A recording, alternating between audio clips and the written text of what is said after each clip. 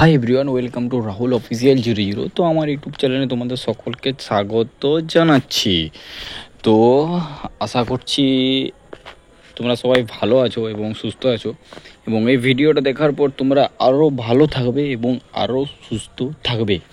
কারণ তোমাদেরকে সুস্থ থাকতেই হবে, কারণ সবদিকে তোমাদের বড় ব্যাপার হচ্ছে স্পেশাল এক্সিকিউটিভের একটা গুড নিউজ বলতে গেলে আসতে পারে এবং আসতে চলেছে। কারণ কেন বলছি, কী জন্যে বলছি, সেইটাও আমি তোমাদেরকে আলোচনার সাপেক্ষ মাধ্যমে বলছি।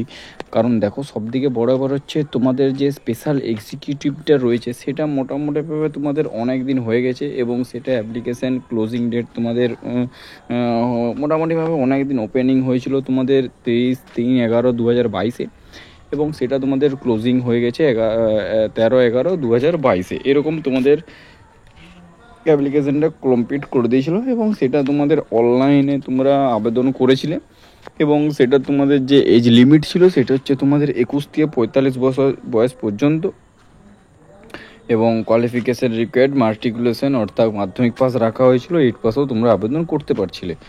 এটা West Tripura district, Tripura, India 799, এটা তোমাদের পিনকোড দেওয়া রেখেছে। এখানে সেরকম কিছুই নেই। এখানে তোমাদের পোস্ট টাইপ ছিল হচ্ছে কন্ট্রাকচুয়ালে তোমাদের পোস্ট টাইপ ছিল, এবং এর সাথে তোমাদের যে স্যালারি কথা হয়েছিল সেই স্যালারি তোমাদের দেওয়া হবে মোটামুটিভাবে 11,000 সামথিং স্যালারি দেওয়া ছিল, এরকমই কথা বলা হয়েছিল।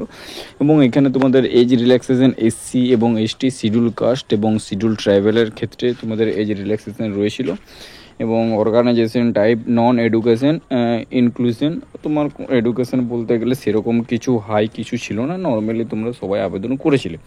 এটা হচ্ছে তোমাদের স্পেশাল এক্সিকিউটিভের তোমাদের মেন, এবং এটা তোমাদের 13 তারিখে তোমাদের কমপ্লিট করে দেওয়া হয়েছিল। কিন্তু এখনও পর্যন্ত তোমাদের সেই ফর্মের কিছু আপডেট আসা হয়নি, এবং এখনও পর্যন্ত সেখানে কিছু নেই তোমাদের বেসিক্যালি। তো সেটা নিয়ে আলোচনা করছি, কারণ তোমাদের এত কিছু হয়ে গেছে কিন্তু এখনও পর্যন্ত তোমাদের রেজাল্টের কোনো রকম আপডেট নেই, কোনো রকম তোমাদের বলতে গেলে মেরিট লিস্টের কোনো রকম আপডেট নেই। কেন নেই, কী জন্য নেই, সেটা আলোচনা করছি। সেটা আলোচনা আমি আগেও করেছি, এবং যারা সেই ভিডিওটা দেখো নাই, দেখেছো এবং না দেখেছো জানিনি, সেই জন্য এই ভিডিওটা দেখলে তোমরা বুঝতে পেরে যাবে। তো বেসিক্যালি হচ্ছে তোমাদের যে সরকার, সেটা নতুন নতুন আপডেট হয়েছে। সেই আপডেটের ক্ষেত্রে ধরো কেউ সরকার রয়েছে, সে একটা আপডেট দিল, সে আপডেট দেওয়ার পর সে সরকার উঠে গেল, উঠে যাওয়ার পর আবার একজন এলো, সে আবার নতুন করে ওইটা দেখলো, রিলোড করলো, এবং সেটাও সে উঠে গেলো। এরকমভাবে তোমাদের সরকার প্রত্যেকবার ভালোভাবে আপডেট হয়েছে।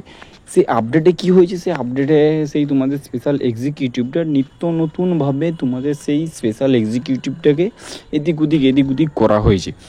এর ক্ষেত্রে তোমাদের কী হয়েছে, এর ক্ষেত্রে তোমাদের সেটা প্রচুর টাইম লেগে গেছে সেই রেজাল্ট পাবলিশ হতে।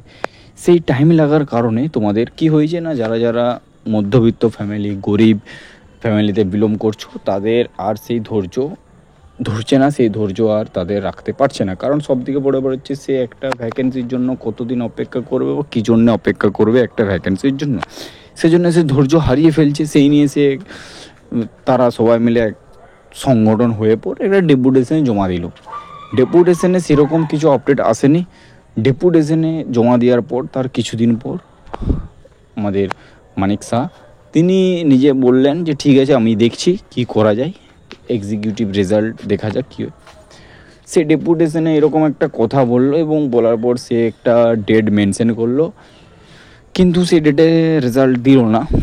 সেই না দেওয়াতে অনেক ক্যান্ডিডেট, অনেক স্টুডেন্ট হতাশা হয়ে পড়লো, এবং অনেক রাগ ঘৃণা হয়ে গেল।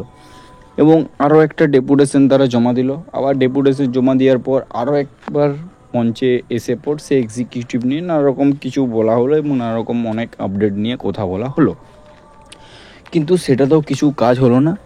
এবং তোমাদের 3 নম্বর ডেপুটেশন জমা দিল। 3 নম্বর ডেপুটেশনে তোমাদের কী হলো না, 3 নম্বর ডেপুটেশনে তোমাদের মোটামুটিভাবে একটা আভা উঠে এলো, এমনকি তোমাদের আর্টিকেলেও সেইখানে পোস্ট হয়েছিল, এবং সেটা তোমাদের লাস্ট ডেপুটেশন ছিল যে আর ডেপুটেশন জমা দেবো না, ফাইনাল একটা কিছু হবে এসপার বা ওসপার। কিন্তু সেখানেও তোমাদের কিছু হলো না, জাস্ট তোমাদের ডেপুটেশন জমা দেওয়াটাই হলো। কিন্তু তারপর তোমাদের হঠাৎ করে বললো যে পুজোর আগে তোমাদের রেজাল্ট আসতে পারে। কিন্তু বেসিক্যালি এটা একটা উড়া খবর। পূজার আগে অফিসিয়ালি কোনো রকম নোটিশ দেয়নি বা অফিসিয়ালিভাবে কোনো রকম আপডেট আসেনি, সেই জন্য তোমাদের পুজোর আগে তোমাদের রেজাল্ট দেওয়ার কোনো রকম প্রশ্নই উঠছে না। এবং পুজোর আগে তো পুজো চলে এলো, আর 3 দিন দেরি পুজো, 3 থেকে 4 দিন দেরি সামথিং। তো পুজোর আগে কোনো রকম প্রশ্নই উঠছে না তোমাদের রেজাল্ট পাবলিশ করবে। তারপর তোমাদের হঠাৎ করে আবার একটা আপডেট উঠে আসছে এখন, যে তোমাদের কালী পূজার আগে বা আমাদের দুর্গা পুজোর পর মাঝামাঝি সময়টা যে থাকছে তোমাদের, অর্থাৎ লক্ষ্মী পূজার পর সামথিং এরকম কিছু, কালী পূজার আগে তোমাদের রেজাল্ট পাবলিশ করে দেওয়ার কথা ভাবা হচ্ছে। এখনও পর্যন্ত সেরকমই কোনো অফিসিয়ালি বা সেরকমভাবে কোনো কিছু আপডেট পাওয়া যাচ্ছে না। তো এবং স্পেশাল এক্সিকিউটিভ নিয়ে এখনও পর্যন্ত অফিসিয়ালিভাবে কোনো রকম আপডেট আসেনি বা শর্ট নোটিশও কোনো পাবলিশ হয়নি। এটা ভাবা যাচ্ছে, আশা করা যাচ্ছে যে পুজোর পর তোমাদের রেজাল্ট পাবলিশ করতে পারে। সবাই কনফার্ম বা 101% গ্যারেন্টি নিয়ে ভেবো না যে তাহলে সত্যি কি তাহলে পুজোর পর তোমাদের রেজাল্ট পাবলিশ হবে, কিন্তু সেটা হতেও পারে এবং না হতেও পারে। সেটা এখনও পর্যন্ত কোনো রকম আপডেট উঠে আসেনি। আপডেট উঠে এলে অবশ্যই আমার চ্যানেলে তোমরা পেয়ে যাবে, যারা যারা আমার চ্যানেলের সাথে জুড়ে আছো এবং যারা আমার চ্যানেলের সাথে এতদিন রয়েছো, তাদের সবাইকে আপডেট আমি দিয়ে দেবো স্পেশাল এক্সিকিউটিভের রেজাল্ট।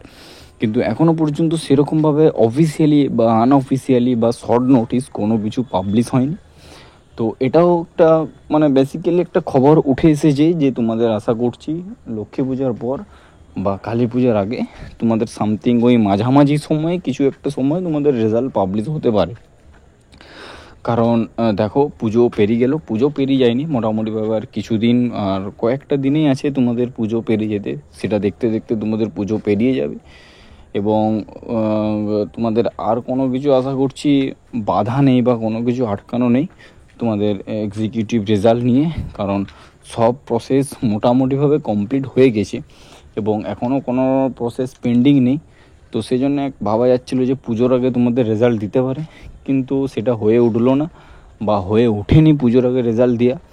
তো আশা করা যাচ্ছে তোমাদের পুজোর পরেই রেজাল্ট দেবে, এটাই আশা করা যাচ্ছে। কারণ সবাই বলছে নাকি 2028 2026 সেরকম কোনো দিন হয় না, এতদিন রেজাল্ট হয় মানে না বলবো না। কারণ আমি একটা নিজে দেখেছি যে আমাদের একটা নোটিফিকেশান বেরিয়েছিল, সেটা কত বয়স মোটামুটি 18 থেকে এরকম সামথিং এজ ছিল। সেটা বেসিক্যালি সবাই ফর্ম ফিল আপ করেছিল এবং সবাই সেটা অংশগ্রহণ করেছিল এবং পরীক্ষাও দিয়েছিল, কিন্তু রেজাল্ট পাবলিশ হয়নি।